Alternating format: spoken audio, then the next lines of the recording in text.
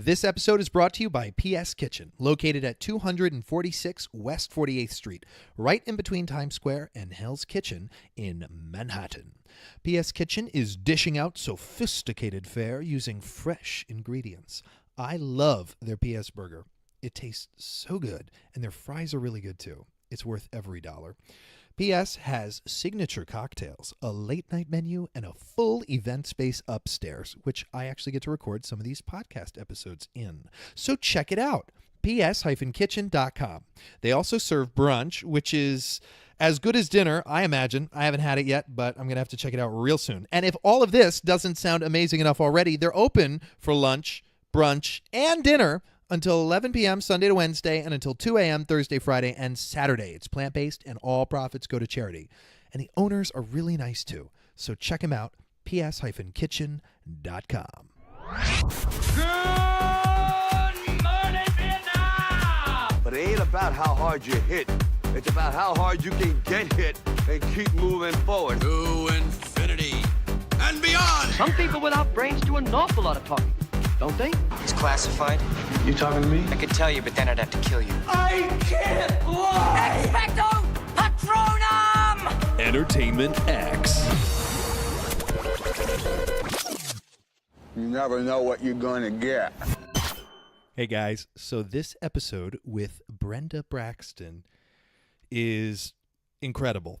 She is a riot, truly a firecracker.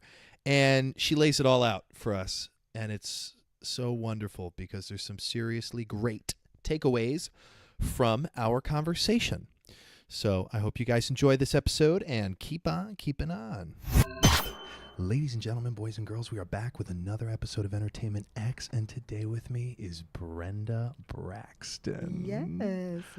Brenda, I was doing my little research about you before we got to meet, and I had read, and I love this, that you're a 5'4" firecracker that will either wear you out or rev you up. Where did you find that? The internet is an amazing I place. know. Was that one of my ex-boyfriends? No. I think that was Okay. that was an article or an interview, or Love it. they might have wrote that after you left. No. Okay, right. Wow, she was a firecracker. Oh my goodness. I hope the latter happens. No, it will. We're gonna be so revved up at the end of this. Yes. The beginning of it. So I read your book the other night. The Little Black Book of Backstage Etiquette. Yes. This is a great book. Well, thank you. We're going to talk about it. We're going to talk about so much more. But real quick, are you thinking about writing more of these? Yes, the next one is the Little Black Book of Audition Etiquette. Yes, it is. Yes, it is. These are great. I mean, these are really great. Thank I was you. reading, as I was going through it, I was like, oh. It's common sense stuff that is not taught just right now. I mean, they don't do it anymore, so. They just don't. Yeah. I don't know what it is or why, but they're like, I mean, I love that story of you having to catch the train, but waiting while the director was giving you notes. Oh, that was Seth. Seth Rudetsky. And you know what? I didn't even remember that until I asked Seth to do the forward. Yeah. And he did that story. And I was like, see, you just never know who you are influencing in your life, even when you're not looking. You know what I mean? So that's why it's so important to make sure that you are always doing the right thing, or at least trying to always do the right thing. Yeah. You know, because I had no idea that he was even watching. You know, that Seth was watching. So It's amazing how many people will look up to you without you even knowing. Exactly. Which is like what you're saying. Exactly. So to always be Yeah. on your best behavior. yeah. And be Yeah, yourself. Yeah. You, what was the other thing? Oh, yes. There was an excerpt, because sometimes it might not solely be about your talent. Sometimes it's about your reputation. Absolutely. What does reputation mean to you? Reputation is everything, because this is, whether you believe it or not, this is a small community. Theater is a small community, and who's in the chorus right now could be giving you your next job, which happened for me. I'm doing Norwegian Cruise Line right now after midnight, and Dan LeBono, who I did Chicago on Broadway with, was in the chorus, and we would just have fun and laugh, and he'd come to my dressing room and we'd laugh and joke and go down the line, maybe 10 years, and he's helping them cast for After Midnight on Norwegian Cruise Lines. And I can't help but think that if I had been a nasty person, while I was doing Velma, being a nasty star, so-called, I could have not gotten the job for Norwegian. And I've been with Norwegian for 2 years, almost 3 years now. So you just never know who's in your life, whether they're in the chorus, whether they are another star or whatever, or interviewing you. You never know. Well, this is fun. Yes. I can't help but think that reputation and having an awareness of your reputation comes from just a self-awareness. What did your mother teach you about self-awareness? Well, first of all, my mother always pounded it into my head that we are descendants of kings and queens. So that gave me a whole nother sensibility from a little girl of, okay, I am very proud of who I am. That's number one. Number two, my mother, even to today, she is, you can do everything. You can do, oh, look at that. You did that. Okay, you can do that. Now you can put that on your resume too. And I'm like, Mommy, no, I am not an Uber cab driver. And just because I have a license, she's like, oh, you can drive that. You can do it. So my whole life has been, oh, you can do anything. You can just do anything. That's incredible. So, I've been blessed. Yeah. That's such an entrepreneurial mindset. That you can achieve anything, you can go anywhere, and it keeps you so free. Absolutely. You do get nervous, stepping out in different areas. Like I had a barbershop called Brenda Braxton, Exceptional Grooming for Exceptional Men. Now, who thought this woman from Broadway, singer or dancer, would open a barbershop? But it's important to have something else too that you're passionate about. Yeah. And at the time I was married to a guy who together we were like, oh yeah, this will be good up in Harlem, upscale, da, da, da. And it did well for a couple of years. But you always have to have something else, some other kind of passion. But my entrepreneurial mind works like that, even with writing the book or, just my next, I can't tell you what my next thing is. Oh my God. I was close. I was hoping it would come out. But my mind is always going of what else can I do? What's next? What was I want to talk about those defining moments, like with writing this book or opening that barbershop. It's one thing to talk about it, because we all do a lot of talking, but to make that step, to take that leap, to, jump off that cliff into that net.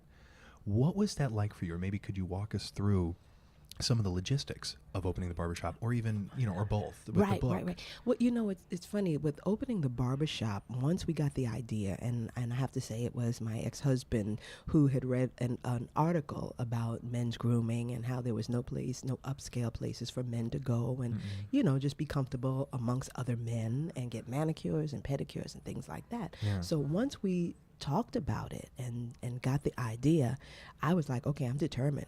So then I started looking for a space, and then I looked for an architect, and then and it just got me wound up.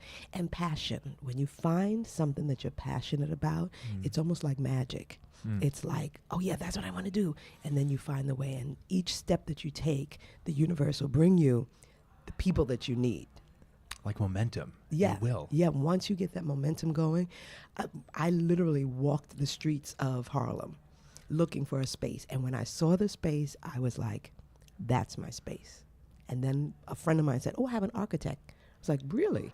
Architect came, looked at the space because it was a raw space. Yeah. He did some drawings. I gave him a couple of ideas of what I saw, did some drawings. Next thing I knew, oh, okay. And at the time, I was doing, what was I doing? I was doing Chicago on Broadway. So the money was coming in. At daytime, I was there talking to the contractors. No, I don't want that there. And then at night, come on, babe.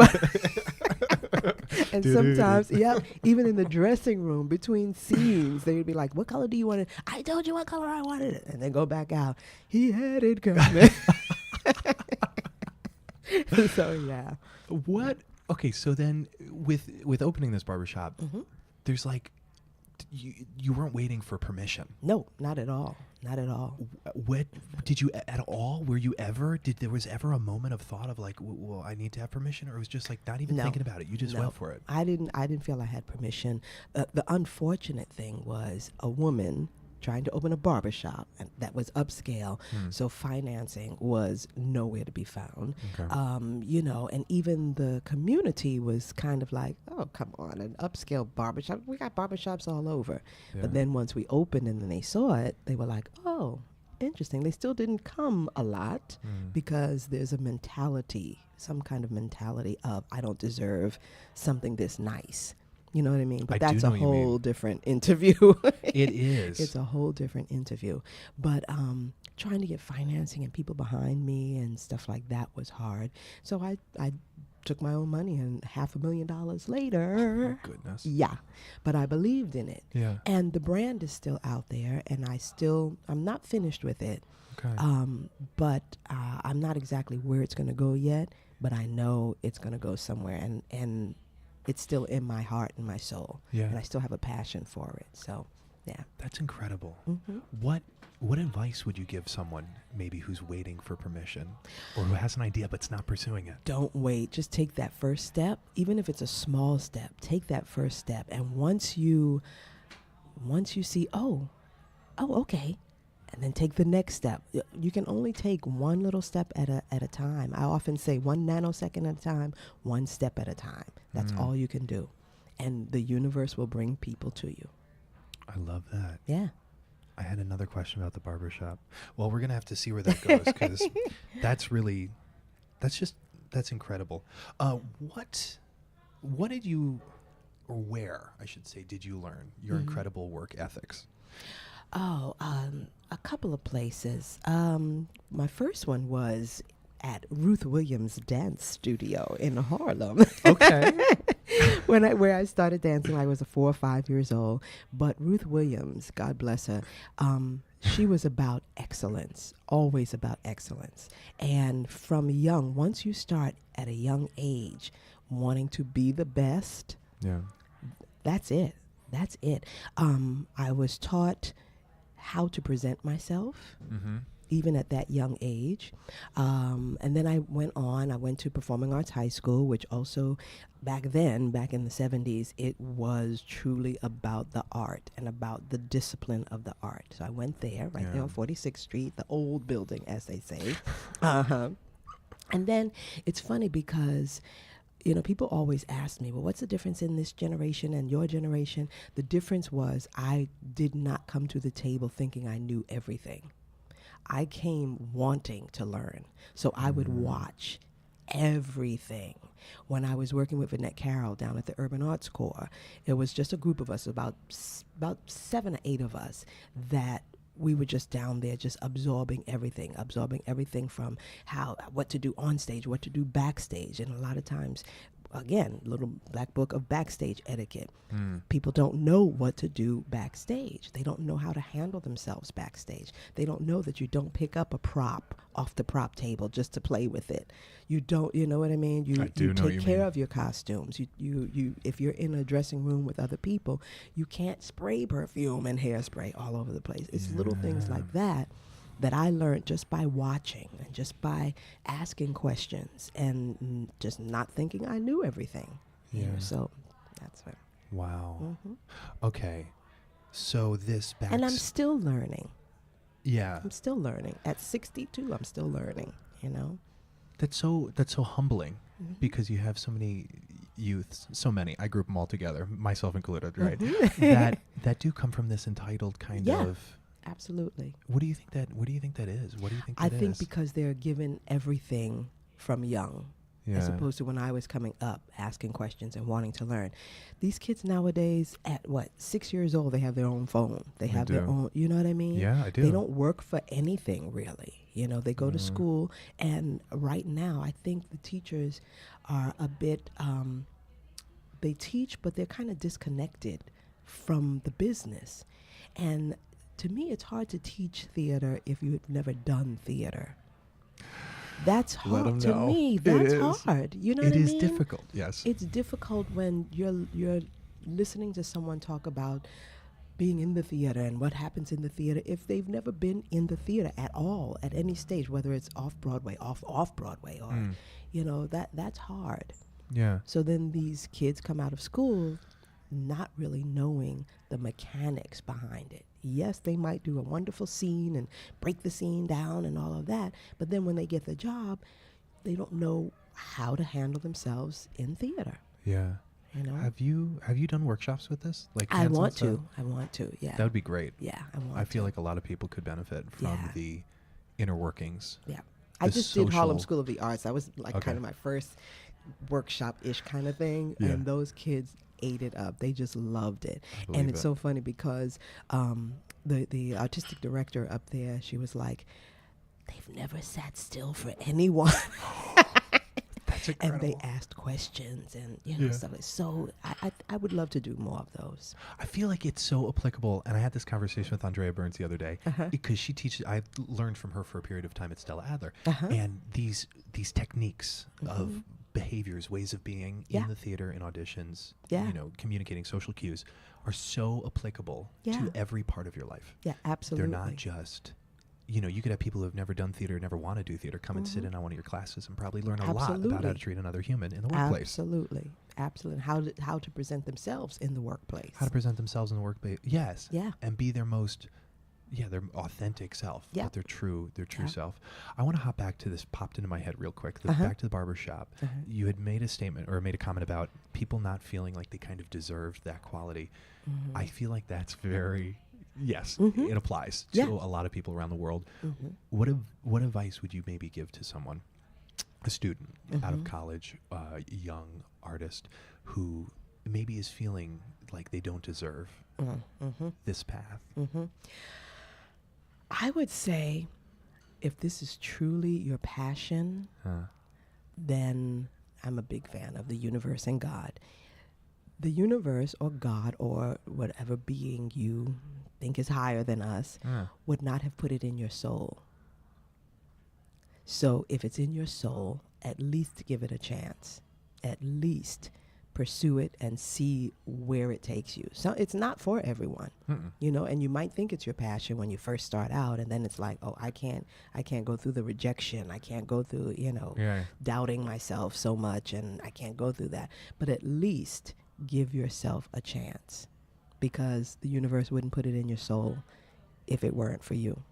I love that. Yeah. Have faith. Yeah, absolutely. Have faith in your journey and your path. And Yeah. What are some of the biggest life lessons you learned as a child? Within arts, out of the arts, learning from elders around you. Any standout moments? I would say a couple of the main things. One is respect. 2 is compassion. 3 is do your best work. No matter what you're doing, do your best work. You can't half-ass it. You really can't. Not if you want to be in this business, because you know what? In the first page of my book, it says, one monkey don't stop no show unless it's a one monkey show. Yeah. Because there's always somebody else out there who is as fierce or fiercer than you. So the best thing to do is to do your best. Yes. And that comes from, this is something I'm realizing too as I grow older. A lot of people are very lazy. Oh, absolutely. And particularly in this country, Absolutely. after traveling, I've kind of learned that when I come back here, I'm like, oh, wow, that Absolutely. people expect too much Yeah. for too little work. Yep. What advice would you give a student entering the workforce out of college on laziness? You're gonna miss the boat. That's it. Done. You're gonna miss That's the it. boat. And you know, it's so funny. Yeah. Going back to working down at the Urban Arts Corps, this is kind of twofold. I think part of the problem also are producers, directors, choreographers, and stage managers, because I have seen people get away with so much because the producer says, well, we need them. The director says, well, you know, that's how they are. The stage manager goes, well, the director doesn't want to rock the boat with that person. They want to make them happy. And I'm like, are you kidding me? You have someone coming in that is late, doesn't know their lines. You know what I'm saying? And you're not going to call them on it. This is their job. This is the workplace. And working down at the Urban Arts Corps at a young age, working with Annette Carroll, I always tell this story and people laugh, but it was true. So we were doing a show, and this person was always late for rehearsals. And one last time, the person came in late, and Vinette Carroll was like, "Oh, darling, don't worry about it. You know that song that you used to do? Yes, he does it now." Oh. Yes. And we were like, whoa, okay.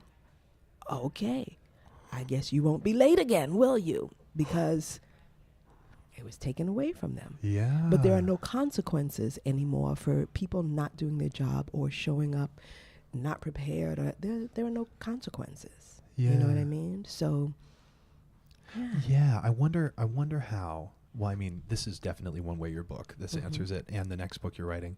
How to encourage people to dig deeper in themselves. that's hard. Yeah, that's hard because they can get away with it. Yeah. They can get away with it. You know what I mean? I do, and I see it too, because Yeah. you know, traveling through the Midtown area and auditions and what have you. Yeah. You see many who are just like, you know, showing up but still don't know what they're gonna, you know, perform, What or is they gonna don't sing have or their the- pictures and their Exactly. stuff, and it's all like. And those are the ones that want to talk to you while you're waiting to audition. And you're It's like, like, please, this is. No. I'm here to work. And I'm here to get this job. Okay. Yes. Yeah. Mm-hmm. What's your? Well, do you have a story when you came up against fear and how you dealt with it? Ooh, I still come up against fear. I take a deep breath and just kind of center myself for a minute and realize I'm doing what I chose to do. And one of the things when I was talking to the kids at Harlem School of the Arts, being prepared is so important, because if you don't know what you're singing, if you don't know what you're if you're not comfortable with what you're getting ready to do, fear is like multiplied a bazillion times. Yeah. But if you've rehearsed, if you know your lyrics, if you know it, then you go, this is what I want to do. This is what I've been training to do. I'm going to go out there and I'm going to do it the best way I can. And I'm not going to worry about anybody else. I'm going to do it the best way I can. And I also feel like I've just learned that, really. And I think that I have done myself a bit of a disservice. I've been blessed. My career has been blessed. But I didn't always think that way. And as a dancer, because I came up as a dancer, I was always nervous about singing. So I wouldn't prepare for it so that I can have an excuse. Well, I wasn't really ready for that anyway. You know what I mean? I do. I could have an excuse that, well, I didn't. Instead of learning my song, going to voice lessons, going to, really being prepared so that I can present myself 100%. So if you have fear, that's one thing. You're going to have fear in this business. But if you are prepared, that fear is kind of a little less. Yeah. Yeah, because at least you've done all that You've done your homework. You've done your homework. And then you can leave it to the universe. And it always provides. All the time. Exactly. And sometimes you're just not right for the role, too. Yeah. You It know can be what as I simple mean? as that. And not right for the role on so many levels. I've lost a job because I was too short. I literally got the job, and then they called to say, we've gone a different way. We now want girls who are like 5'9". And it's like, okay, there's no way I'm going to be 5'9" from 5'4". That's not going to happen. Good luck with your show. Exactly. Have at it. On to the next. But they put me in something else. I mean, in the show, they gave me another part. Oh, okay. So that was fine. You know what I mean? That's But yeah. sometimes it's just not, it's not for you. It's just, yeah. Is there a particular role that comes to mind that's taught you the most about yourself? I would say in Smokey Joe's, Okay. because I think in Smokey Joe's was where I realized what I do offer. I'm a showgirl. Plain and simple. I'm a showgirl. Yeah, I can maybe do a couple of deep scenes if I had to, or, but I'm a showgirl and I love comedy, and that's it. Yeah. And I was able to sing, dance, and act in Smokey Joe's. Chicago taught me a lot too, because again, I was able to sing, dance, and act at a whole nother level, being Velma Kelly. You know what I mean? So, yeah. What did you learn about leadership through playing Velma? Well, it's funny because I learned about leadership way, way down the line when I did Dreamgirls. because I was dance captain and assistant to Michael and Michael. And I knew I had to present myself a certain way because at 20-something years old, and the company has to listen to you when you give notes and has to, yet these are all my friends as well.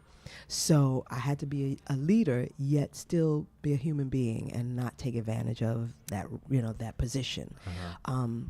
So I think there I learned the most about being a leader. Again, being compassionate, being kind, just telling someone, okay, that foot that you're pointing right there, that looks like a hoof, not you have to be kind. Patience. Patience. Yeah. Yes, patience. Absolutely. Because we were working with people who were not dancers. Some were not dancers. And you have to be patient. And I got the best compliment one day. They were like, we love the way you teach choreography to non-dancers. They say, we love your patience because we're not dancers. And you are always so patient with us. Yeah. So, yeah. That's that can be really difficult when you're performing with your friends. Yeah, and absolutely. You have to kind of take that hat off and put on the captain hat. Yep. But I've got amazing friends, too, who respected that. Respected the fact that, okay, now we're working. Okay, now we're hooping it up. Now we're having a good time. Oh, we're back in rehearsals. Okay.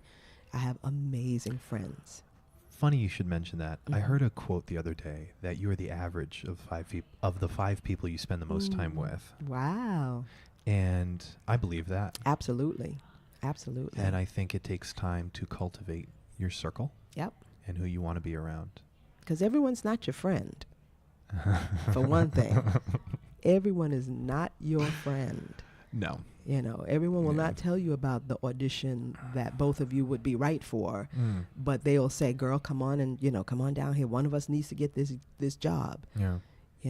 How did you, along your way, your journey thus far, kind of cultivate that? How do you know when it's kind of time to let someone go? Or maybe kind of like, I'll see you over there, we'll hang out, but like, I'm just not going to trust you with these other things. If your stomach, like I trust my gut, and if your stomach is like, okay, mister, you know what, we need to go. We need to leave because you're not happy anymore. Doesn't that conflict with the brain though sometimes? Because the brain is like, but they did so much for me and they're or not at all.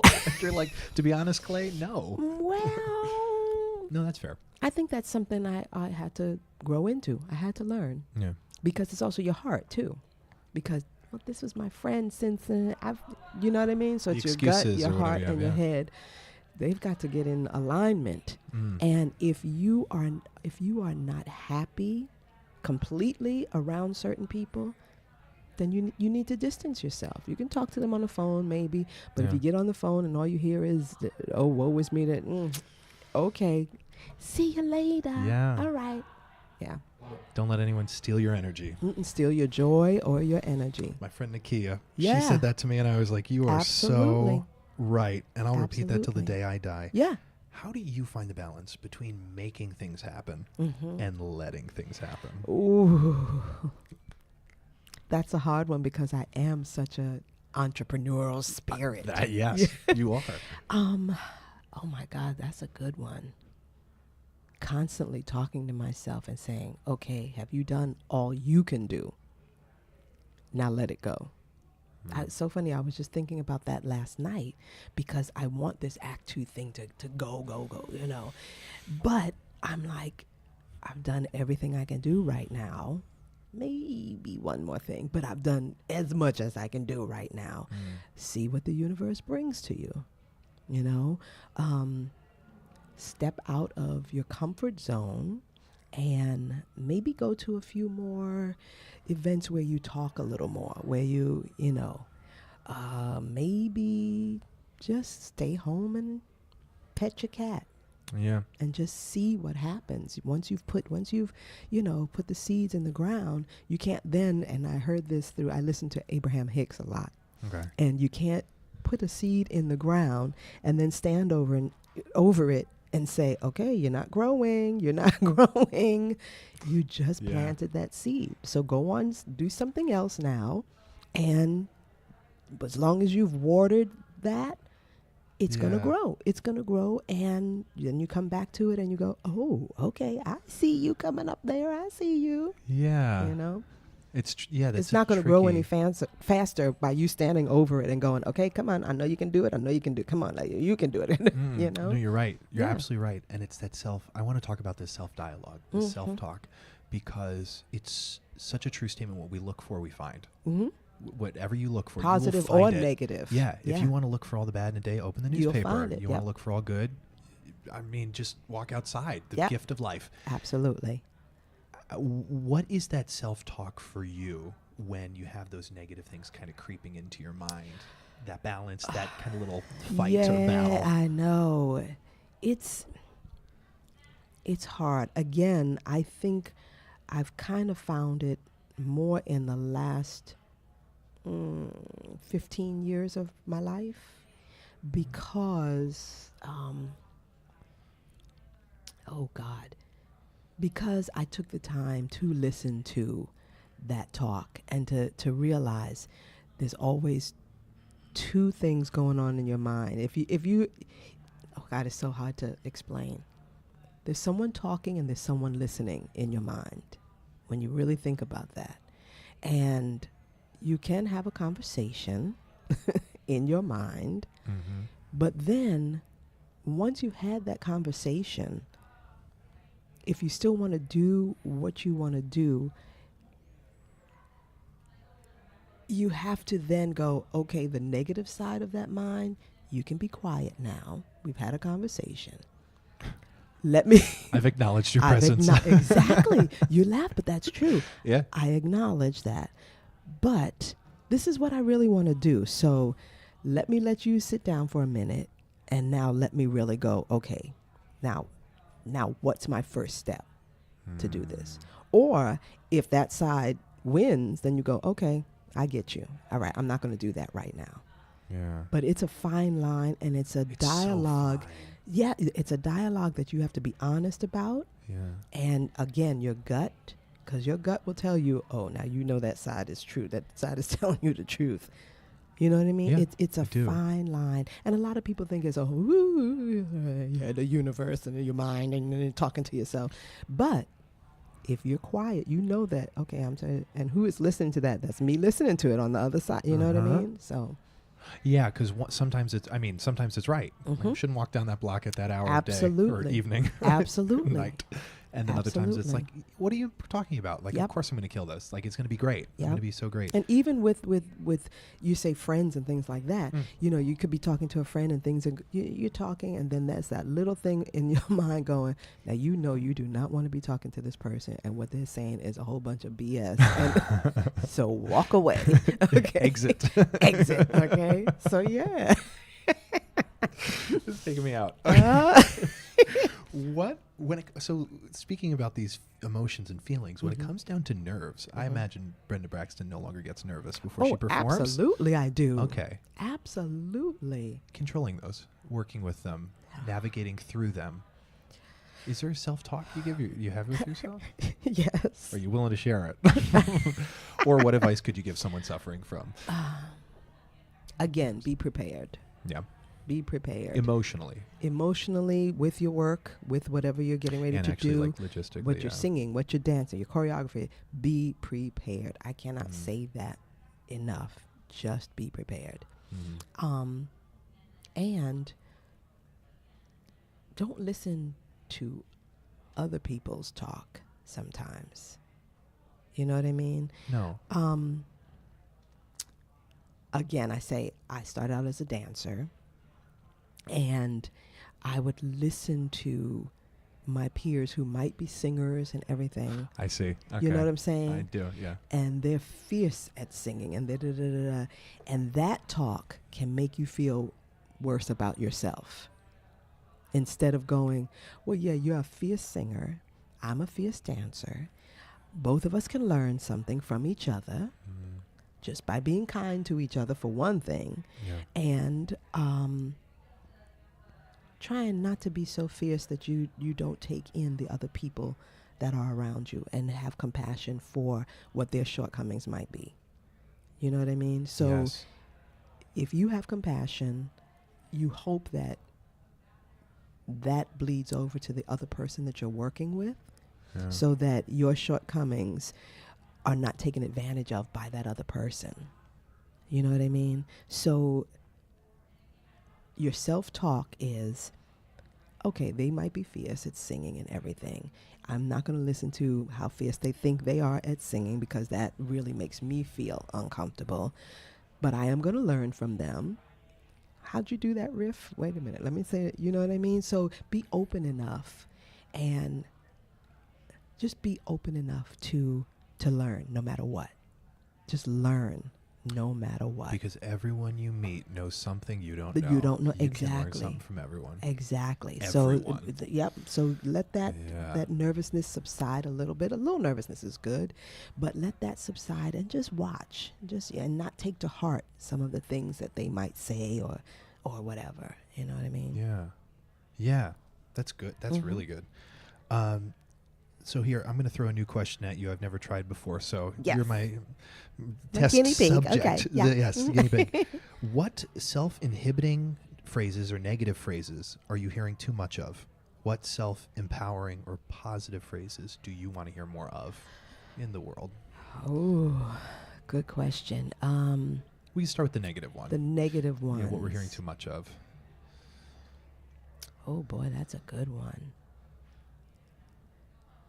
I don't know if this really answers it, but oh boy, I don't even know how to put this. Some of the negative, that's a hard one. Oh my goodness. Well, this is the best part. Before you answer, I hope I'm not cutting you off. No, go Let me ahead, know. go ahead. The answer you give is so great about the magic of these questions is that it doesn't have to answer the question on the paper, like whatever it spurs in your brain. Even if it's out in left field, let's go to left field. Okay, so one of the things that I feel is negative right now is everybody calling everybody a diva. Because when someone calls you a diva and they think you're a diva, you're so good, and you're not really, but that's going to your head, that can be really negative, because sometimes that stops you from growing more. Because you think you've already arrived. Your friends call you a diva, and you know what I mean? I do. And so much of the time I see them calling these people divas, and I'm like, are you kidding me? Really? No, that a diva in my day Didn't get hired. Well, for one thing, a diva wasn't necessarily called a diva.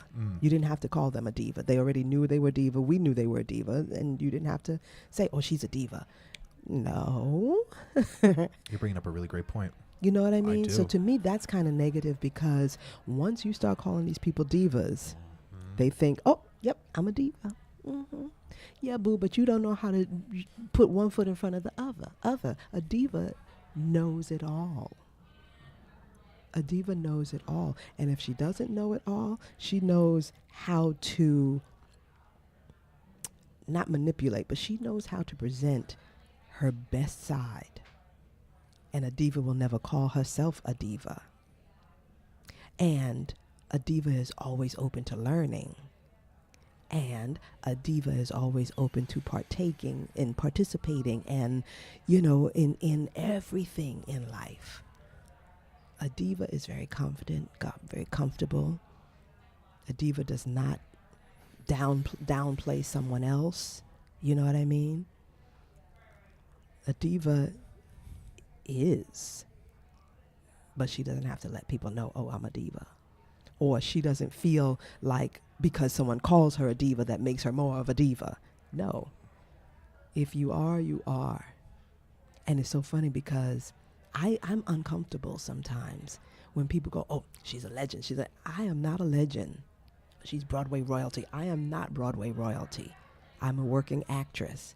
And I appreciate you giving me that title, but I'm still learning. I am still learning of what to do and what not to do. You know what I mean? I do. That's an incredible answer. Yeah. I'm going to transcribe that the second I get home. I just want you to know. You'll get credit. You'll get credit. Thank you. Wow. I got like chills 4 times during that. That's really great. I'm so there's tired of nothing I that can word, add to diva. that. I am so tired of it. Yes. Because there's such the wrong connotation. Exactly. Like a misconception. It's not exactly a good thing. No. How about self-empowering or positive phrases? Do you wish more people repeat to themselves, or you want to hear more of? So, one of the things is, I don't know how to do that. I want to learn how to do that. Admitting That you don't know. But not only admitting that you don't know, but wanting to learn. Yeah. You know what I mean? Wanting to be better. Wanting to grow. Takes a strong Not person be, to say that. I don't know how to do that. Yeah. You know? Or that's not my best. Like riffing, for example. I will be the first one to tell you, even in an audition, if you need me to riff, see you later. Okay? Because I am not that singer. I am just not that singer. If you need me to interpret a song and make it my own, then I can do that. But I know what I perceive as my limitations. Yet, I'm still working on it. Like I got 2 good riffs. And I do them all the time. Yes. Those are my riffs. Surefire hits. Shibibidodrida. That's it. Okay. That's what I call my scat. I love and then that's my scat. And then I have a riff that I do too. It's very simple. Okay. But it works. Yeah. You know what I mean? Yeah. But admit what you can't do. And be open about it. Yes. You know. Admit to it. Laugh about it. I want to break this down with you real quick because I don't think there's a real definition. I want to just kind of talk about this. Cocky versus confidence. It's a thin line. string of a line between the two that I think you need to ride in order to be successful. Cocky. It's a very thin line because you can be cocky and still be a good person. You can be cocky and still be a good performer. You can be cocky and still be respectful of your other performers, things like that.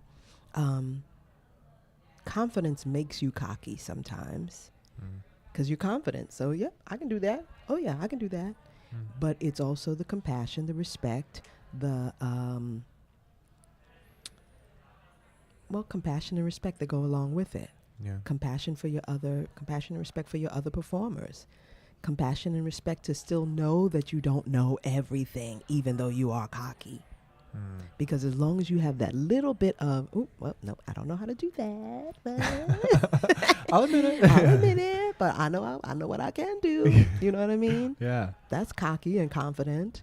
Yeah. But it leaves it open to being respectful and, compassionate to other people. Yeah, because that's such a. It's important to have that confidence. Yeah. At 400%. And sometimes to be cocky about it. As long as it doesn't hurt anyone. Right. And but knowing that you don't know everything, that you haven't stopped growing. I think when you're cocky and confident and you think you have arrived and you don't have anything else to learn, that's when it becomes negative. Are you going to be growing until the day you... Absolutely. Till my last plie. To your last plie. Where did you learn that? Who told you? Who said? Descendants Brenda, of kings and queens. Yeah. Never stop. And I love what I'm doing. That shakes me. Yeah. Because people have these, not you, that like you get to an age and it's like, I'm an adult. I know everything. I mean, and we're all still figuring it out. Absolutely. Even at 85, you're still figuring out how to be 85. I interviewed Cheetah Rivera. Okay. A video interview. That diva, Lord have mercy. She is like, stop. No, why would I stop? And I asked her, I said, well, what's next for you? What do you want to do? And, and she was like, I'm just going to continue to grow and continue to go. And one thing she said, I'm not going to die in plie, preparing to do something. She said, I'm doing it all. I'm going for it all. That was so deep. I almost cried when she said that. I do not want to die in plie. That's deep, right? That's really deep. I know. That's grand plie. I know, grand plie. If I did a grand that's plie, deep. they'd be helping me up. Charles, what? What? I don't do that anymore. No. There's that song from Gypsy, Some People. You know that song? She's singing to her grandfather, and she says, what is it? Some people can get a thrill knitting sweaters and sitting still. That's peachy for some people of 105. But I've got to thrive. Or so I'm quoting the song. That's all in the song, but it's that idea Absolutely. that, you know, you won't die sitting down. You will die standing up, True. getting out, fighting to... Yep. Like Josephine Baker. I think Josephine Baker passed away right after one of her performances. And if I get to die on stage, actually on stage, oh my God, in the middle of... And Just, why is she still standing there? Oh, she's dead. Okay. And bring the curtain in. doing what she loves. All right, I want to rewind now back to the beginning of time for Brenda. Yes. As a child. The year of our Lord. Yes. BC. Now, Yes. what were some of your childhood dreams? How did they evolve? How have they evolved? I've always wanted to dance, for one thing, and it just kept going.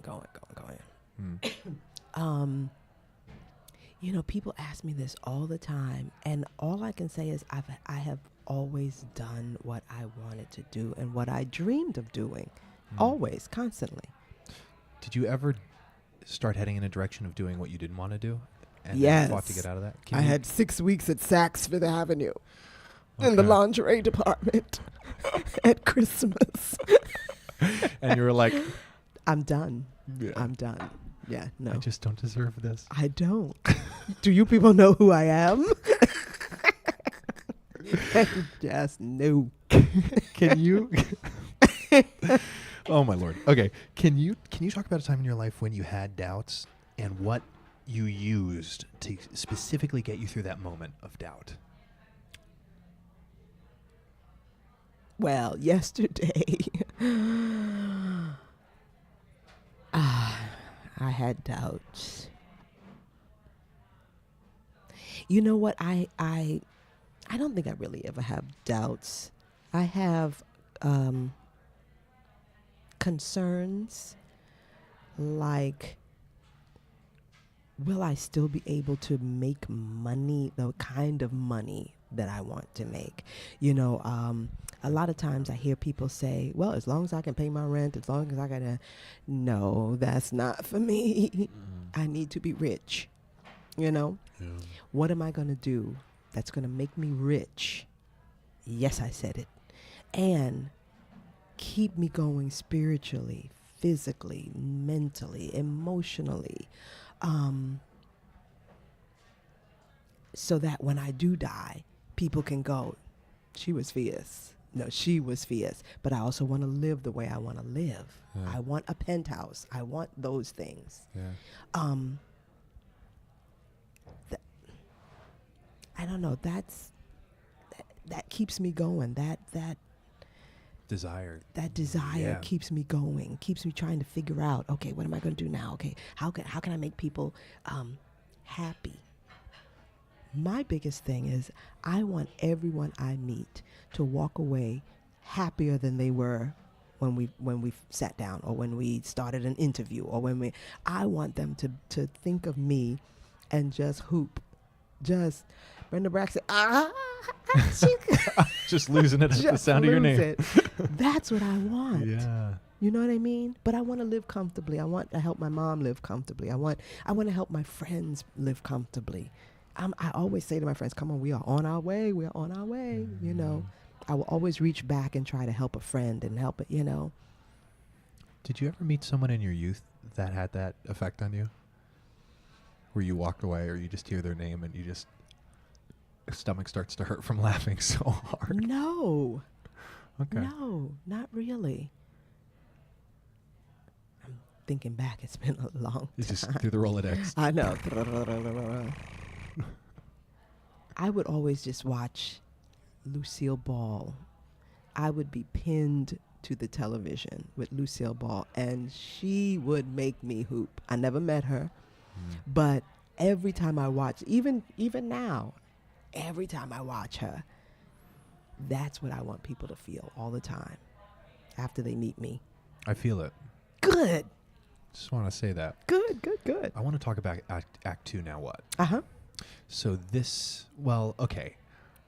Where are we with this? And what's next steps for it? What's the reception you're getting from the women involved? Et cetera, et cetera, et cetera. Well, where can we find it? You know, all of that stuff. Right. Well, I have a website, of course. It's B Braxton Act 2. But let me back up a little bit and tell you how I came about Act 2. When I turned 50, things just went topsy-turvy. Broadway wasn't calling so much anymore. I had to sell my house. I had a beautiful brownstone in Harlem. I had to sell my house, close down B. Braxton's Exceptional Grooming for Exceptional Men, and I found myself just literally standing in my brownstone before it was foreclosed on, and just standing there going, what happened? When a woman turns 50, it's a whole different thing than when guys turn 50.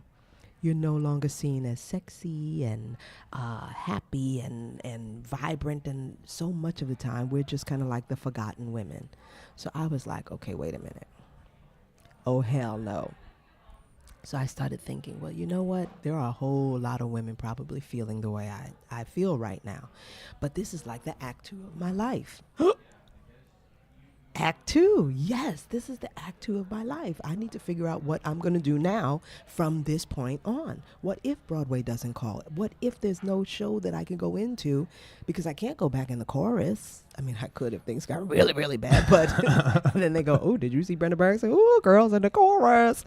And we can't have that. You know what I mean? Yeah. So I know there are women out there who, even if they're not in theater, there are women who have given up their life to either have children, a family, you know, just be the wife that the husband might be divorced now, because I found myself divorced in a marriage that I thought was going to last forever. And here I am, 50-something years old. So that's why I said, nope, I'm going to have an organization that focuses on women over 50, focuses on bringing their joy back into their life, focuses on, okay, what did you want? What was your dream before you decided you were not going to go after your dream? You were going to now go be a mom or be a whatever. That's probably still in there somewhere. So let's reignite that and see where you can go with it. Whether it's having a business. You know, there are a lot of women still want to have that business or still want to do that, you know, still want to travel, still want to. So, okay, come on, let's do it. Okay, the boo-hoo, give me 15 minutes. All right, what happened? Okay, now what? You can feel sorry for yourself for like 2 minutes. Yeah. I'm going to give him 15. Give him 15. Okay, very enough. Generous of you. I know, right? Enough. And that's part of what my seminar is about. They get 15 minutes to bitch and moan, whatever. Okay. Now what? Yeah. Act 2, now what? So let's chart out what we can do or what you can do for your Act 2. So that's what I did. So fast forward, now I'm on Norwegian Cruise Lines, having an amazing time doing After Midnight. I'm a star singer for After Midnight and doing my own cabaret and talking about my life and stuff like that. So I developed what I call the Sail into Possibilities cruise. Because I'm on. I see what you did. So SIP. Right. Yeah. Okay. Let's go SIP. Yeah. All right. With so yes, okay. yes. So August 5th through 12th, I'm having a whole bunch of women over 50. Get ready. Come on board for seminars. Have a good time. Have some cocktails. Cruise into Bermuda. 3 nights in Bermuda, you know, and then do the seminars and figure out, okay, when we dock back in New York, I'm hitting the ground running. I have figured out what I'm going to do, and I'm hitting the ground running. So that's the Sail into Possibilities cruise, August 5th through 12th. That's amazing. Yes. And we can find all of this on that. On B. Braxton, B. Braxton Act 2. Amazing. Yeah. That's incredible. Yeah. So what can And I want to just kind of break down what people can expect more of when they come to this sort of thing. So you're giving like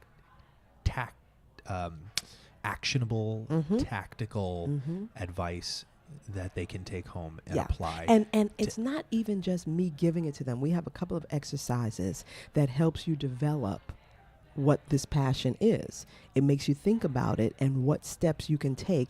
And what we have is an accountability partner too. So once they get into the seminar, we pair them up with, someone else, and you keep each other on track. Yeah. So say for instance, you want to start a fashion line. Then you sit with your partner, and one of the exercises is you tell your partner all the reasons why you can't do it. And all your partner does is just go, okay, okay. And then your partner does the same thing for you. And then we turn it around, and your partner tells you all the reasons you can do it. Just off the top of it, nothing deep or anything like that. But it's so that you can start seeing, oh, I didn't think of that. Oh, so it just gets your... breaks those patterns. And exactly.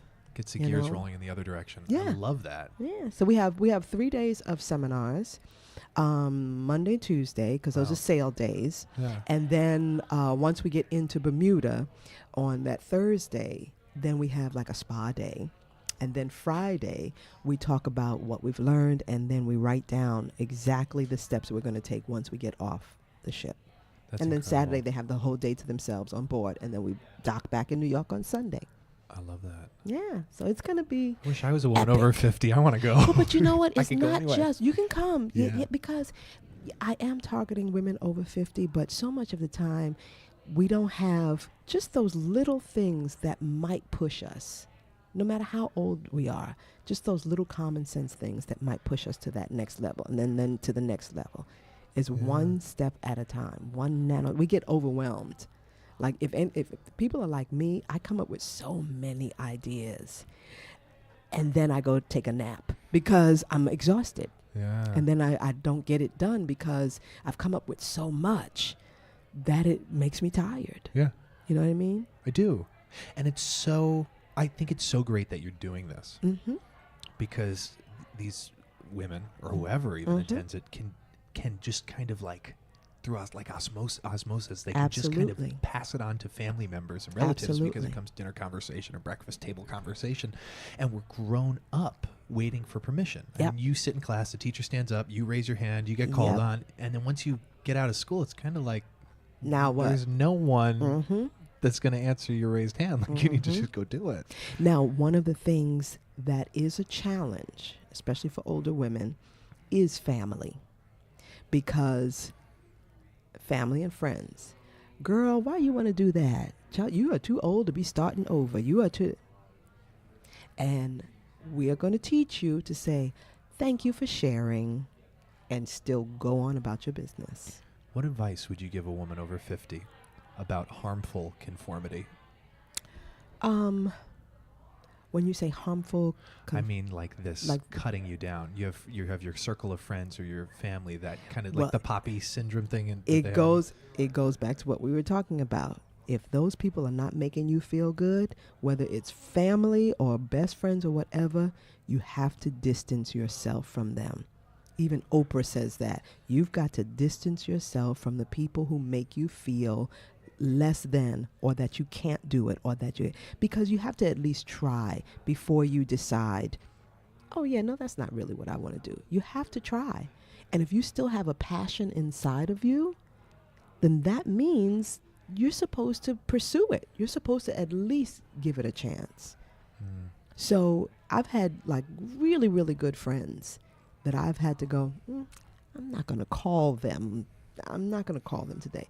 The friends that I have now, you talk about the 5 people that I have at least 10 that I know that if I call them and go, girl, this is the idea I had, they'll be like, okay, how can I help you? As opposed to, here she goes again. And if they do that, they don't do it in front of me, and they still help me. You know what I mean? So a good example of that is Janet Jackson, when she announced she was going to have a baby at 50, I was like, yeah, go, right? And at the time, she had a video out called Damn Baby, right? It was so fierce. So immediately after I saw it, I was like, I want to do a version of this. I called my girls up, they were like, okay, where do we meet? We did that video, I want to say within 2 weeks. And it is the most precious video that I feel so good about it. And it's on YouTube, at my YouTube. What is this called? Brenda Braxton. It's called Damn Baby. Damn Baby. That's the title of it. Okay. Yes, the title of it. And we got together and had the best time. And my girlfriends who couldn't be there, they were like, oh, man, you know what I mean? But those are the types of people that you surround yourself with. The ones you have a phone call and you go, I was thinking about doing it, and they go, okay, where do you want to meet? Or I was thinking about doing something. Okay, well, I know somebody that you should call. That's my circle right now. And I love them so much, men and women. I have my friend Lee Summers, who he's the manager up at Triad, and he does some other things. And we did Dreamgirls together. And I can call Lee right now and say, Lee, I need a so-and-so. And he'll go, okay, girl, let me call you back. You know I'm working, but let me call you back. You know what I mean? I have my friend Allison Williams, who is one of my core people for Act Two Now What. We went to high school together, and she was a year behind me. And we've had businesses together. We did Jelly's Last Jam. We did Dreamgirls, everything together, right? She's like, B, what you need? Okay, girl, I'll call you back. And you know what I mean? So that's the circle that I surround myself with. And my mom. But my mom is, you know, when your mother, because she's so close to it, and she's like, be careful. Now be careful. It's like, I can't be careful to a certain extent. I've got to go do it. I have to go do it. Take the chance, you know? Yeah. So. What a great answer. I forgot the question. No. No, it was all from Harmful Conformity. Oh, yes. That was the beginning of it. Yes. And that's where we ended up. And it is harmful. It is harmful. Yeah. And for women over 50, it's even worse because you've lived all those years just trying to conform to other people and make them happy and make your life easy. And then, you know what I mean? I do. And even if you're at a job that you've been working at, if it's not your passion, something is missing. Got to change it. Yeah. Okay, we're getting down to the end here. I have some more questions for you. Yes. Some rapid fire kind of questions. This one's just kind of out there in left field again. If you could write a letter to someone in your past, living or dead, who would it be? What would it say? It would be, I would write to Vinette Carroll, and I would say thank you for being so hard on us. It would be a thank you letter. Yeah. Yep. I love that. And Ruth Williams. Thank you for teaching me the glories of dance from a young age. I love that. Is dance your spiritual practice? Absolutely. Absolutely. Have you found your purpose? To make people happy. Yeah. No, not to make people happy, because I can't make anyone anything. My purpose is to be happy. If I have happiness and joy, it will seep out. Has to seep out. You know what I mean? I do. And be authentic, like you say. Truly be authentic. I had a thing right before I went on the cruise, and I started talking about Act Two and you know, dealing with women and stuff like that. There was a time where I would go nowhere without makeup. I mean, it would be like, what? And a friend of mine said, you're talking to these women about going after your passion and being authentic. She said, and you can't even go out in the street without any makeup on. And I was like, and what's your point? But I got it. And I was like, okay, if I'm telling someone to be authentic, I have to be authentic. And I did a blog for Huffington Post. And I did it, and I did a photo with no makeup or anything, and it was about being authentic. And that was one of the best things I could have done for myself, because I'm okay with no makeup. Of course, I have a little on now because I told you the story of waking up at 11 o'clock in the morning. But I have no problem going out in the street with no makeup on anymore. You know what I mean? I do. Because you have to be authentic. And you can't teach people how to be authentic if you're not authentic yourself. And you have to be who you are, because who else is going to be you? You have to be you. Everyone else is already taken. Hey, I know, right? I love that saying. That's good. That's really good. Yes. Do you have any like most gifted books? Books you've gifted a lot of? The Little Black Book of Backstage Etiquette. And where can we find it now? On Amazon. No. I read a book a long time ago by Terry Williams. And it was called, and I just ordered it again. It's hard to find. I want to say it's called The Gentle Touch or something like that. And it's all about how to be true to your word, how to make sure that you follow up with people, make sure that you say thank you, make sure all those little things. It was almost like my little black book of backstage etiquette for life. Yeah. And dealing with people in business and personally and things like that. Yeah. Gentle Touch, I think it was. Gentle Touch. I think it was called The Gentle Touch. I think that's what it was. I'll find it. Yeah. Throw it in the show notes at the end of the episode. Is there what advice would you give someone on rejection? Don't take it personal. Because once you're trying to be the best person you can be, what else? There's nothing else that can happen. Yeah. You're trying to be the best person you can be, the best actor you can be, the best dancer you can be. Okay, say thank you and all right. Sometimes you can learn from rejection if you're open to it and not just go in a corner somewhere and just become hard and hateful and, because you were rejected. Everybody gets rejected at some point. Some less than others. But it's true though, you can learn so much from it. Yeah. And get feedback, but make sure the feedback is coming from a legitimate source. Because a lot of times you can get feedback from people who are just jealous or people who just want to bring you or want to bring you down off of your pedestal. I am crazy glued on my pedestal, okay? I know where I am. Okay, some days might be a little hard. I might stumble a little bit, but I always have one foot on my pedestal. You know what I mean? Yes. So you have to consider the source of the rejection. Consider the source. Yes. Is there a text you refer to daily?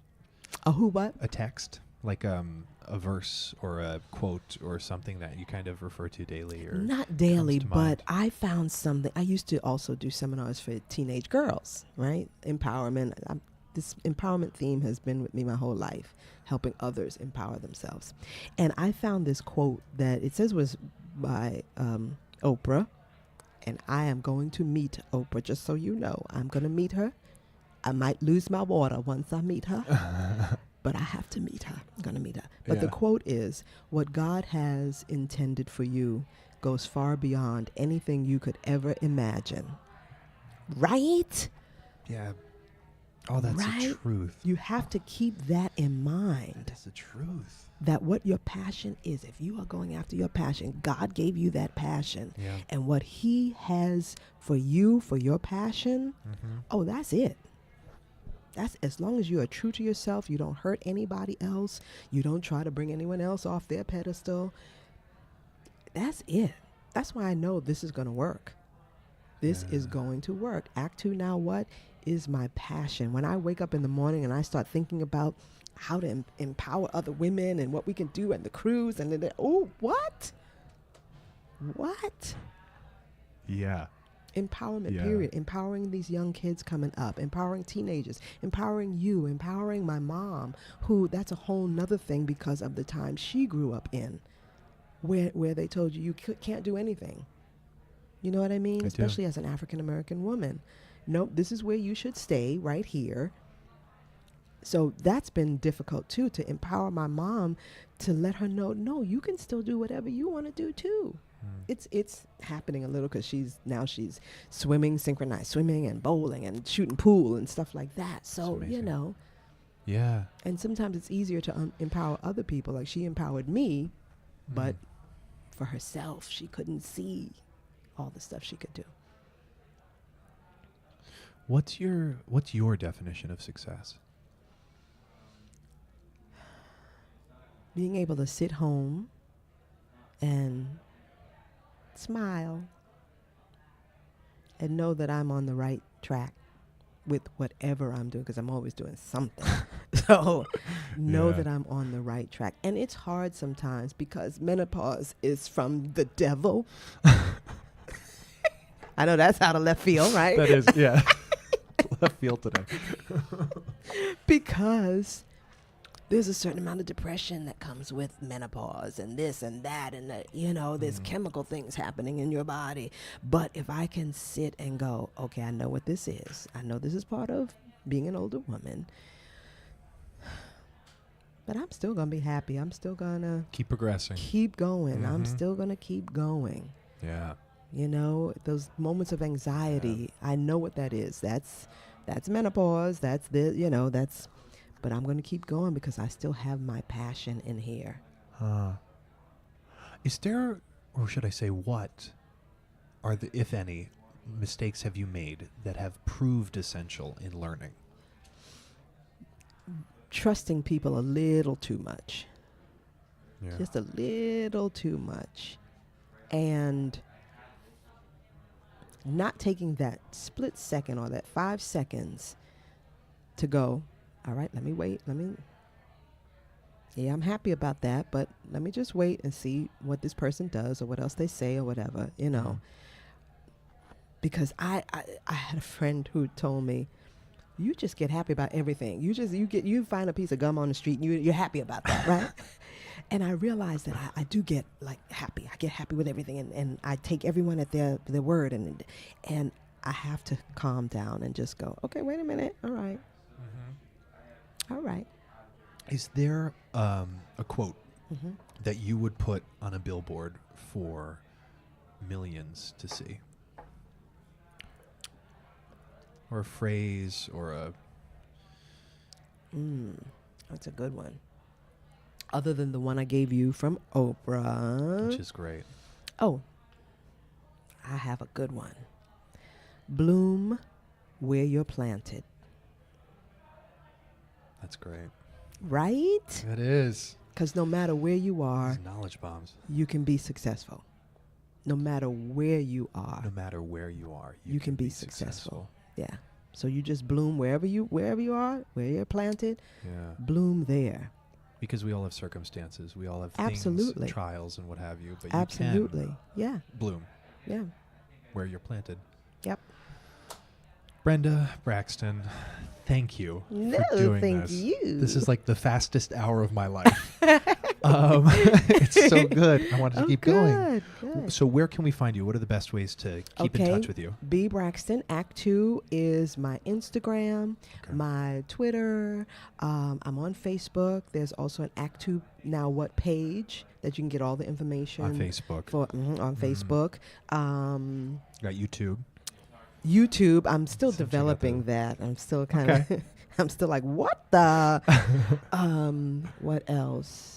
And B Braxton Act 2 website. And I can put all this in the show notes too, so people can just Yeah, click and find. absolutely. And the book is on Amazon.com. Just put in Yes. Brenda Braxton. This is a great book. Seriously, people listening, Thank The Little you. Black Book of Backstage Etiquette. And you have Yes. one about auditioning, Coming out, yep. which I will Hopefully be by reading. the holidays, yeah. Yes. Have you considered, just a random question while we're still here, have you considered writing one of these about like New York City etiquette or like outside of theater?